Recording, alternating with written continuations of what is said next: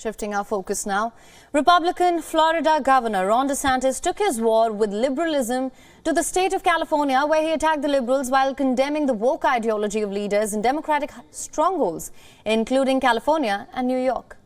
DeSantis, who is expected to announce a presidential run in the next few months, spoke about the Democratic leaders and how they are being infected with a woke mind virus. The comments come as DeSantis has been meeting with wealthy donors in recent days, where he highlights his national credentials in a series of speeches about his achievements in Florida.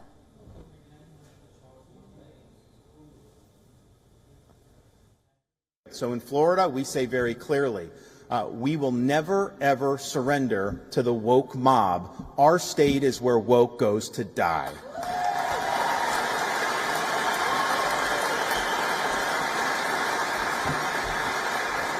Now, I wish I could say that our problems are limited to just a handful of leftist state governments, but I think, as most people know, we have a big problem with the federal establishment in Washington. It has engaged in an inflationary spending binge that has left our citizens poorer and our nation weaker. Now, DeSantis also criticized Democrats' policies on tax, vaccine mandates and classroom indoctrination. He also took aim at Walt Disney, which opposes the Florida law that restricts classroom instruction of gender and sexual orientation.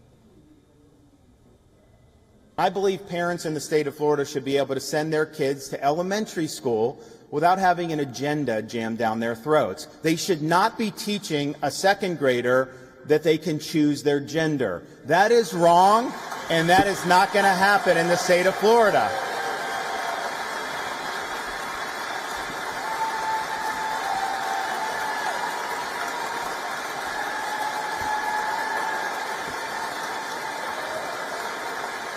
And I know you have a company down the road in Burbank that had different ideas about that, but I can tell you this, Disney may have gotten everything they wanted in Florida for the last 60 years, but there's a new sheriff in town now, and we are not backing down to that.